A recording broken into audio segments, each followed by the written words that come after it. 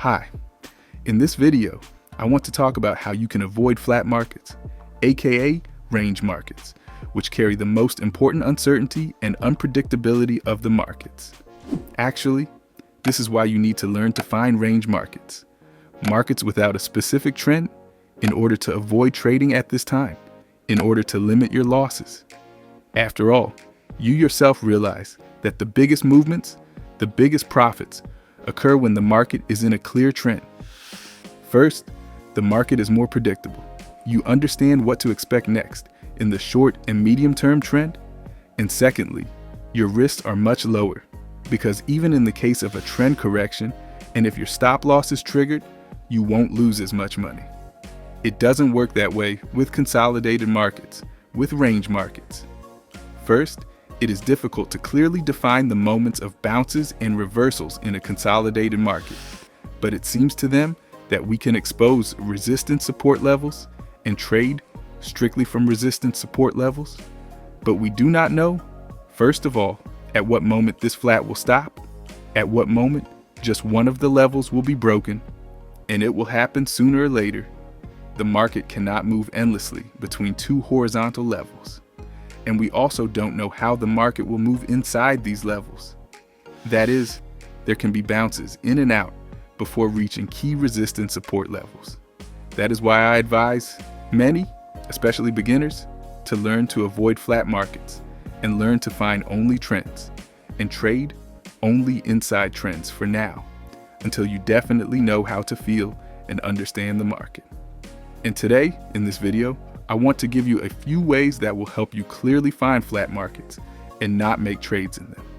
Let's start with the first method. The easiest way to tell a trend from a non-trend is to put a moving average on a chart.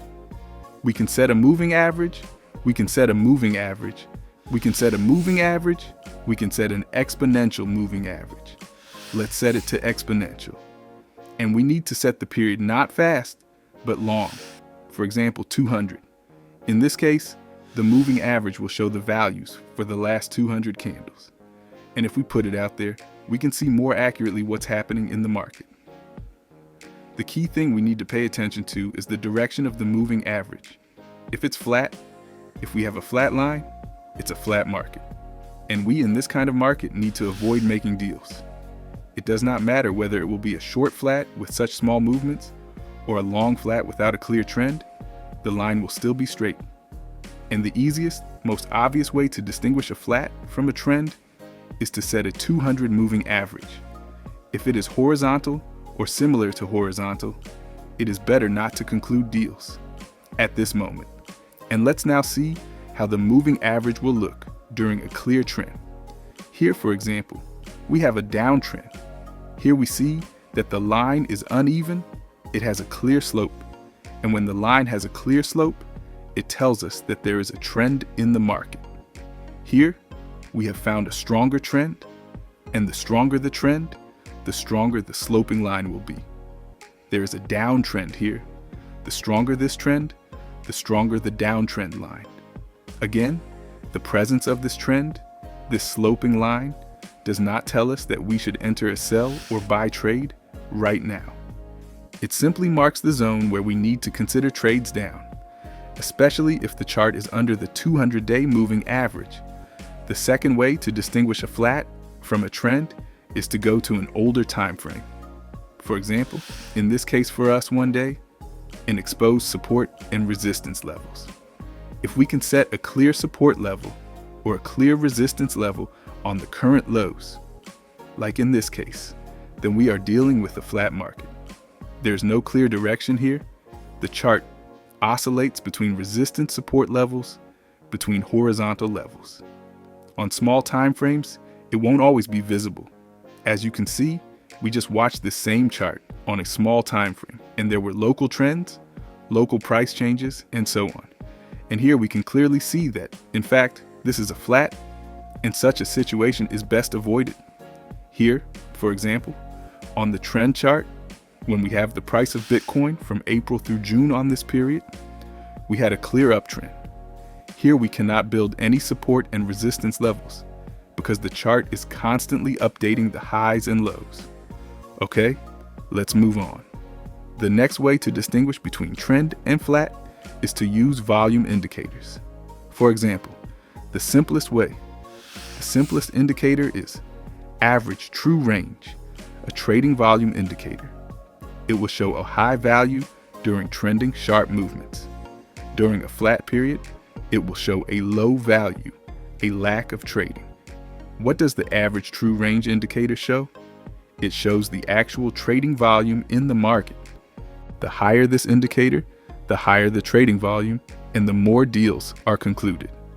This indicator literally shows how much distance the chart travels, in pips in 14 candles on average. If this indicator is high, it means that we have a trend in the market or very strong volatility, both of which we'd better avoid. And when the chart is in low values, it means that the price, on average, for 14 candles passes a very small distance. This means that we do not have a clear trend, and it is better to wait for this period and wait for the moment when the average true range indicator starts to show an increase in trading volumes. And these are the moments when we have major trading movements.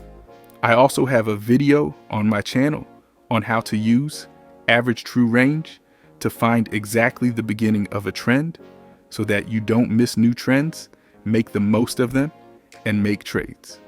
The general rule is that when the indicator is relatively low relative to previous values, we do not enter trades. Once growth begins, we look for points to enter trades.